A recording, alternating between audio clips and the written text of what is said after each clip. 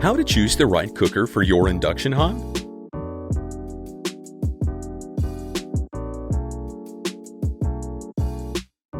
How to install the induction hob? Product-related installation dimension drawing.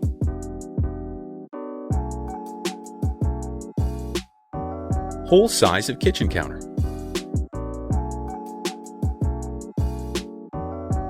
Bottom dimension of induction hob.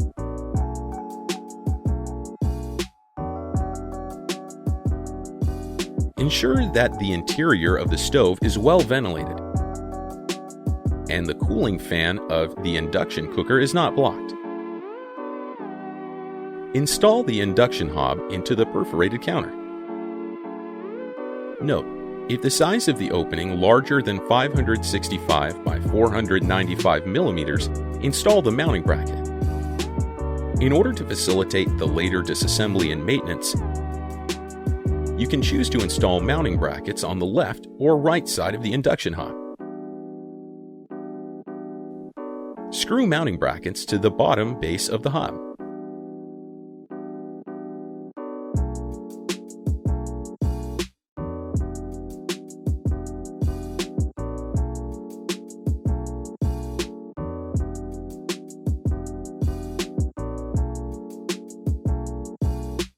Connecting the hob to the mains.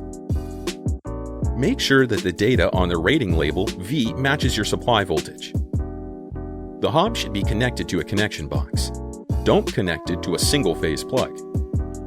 The connection to the power supply must be carried out by a qualified electrician in accordance with the relevant standard or with a single-pole circuit breaker. How to fix the failure exception by yourself. The error code flashed in corresponding area while the cookware is not put in the correct position, or put wrong cookware. Please check whether the cookware is suitable or not. If the cookware is not put in within 60 seconds, the hob will stop working.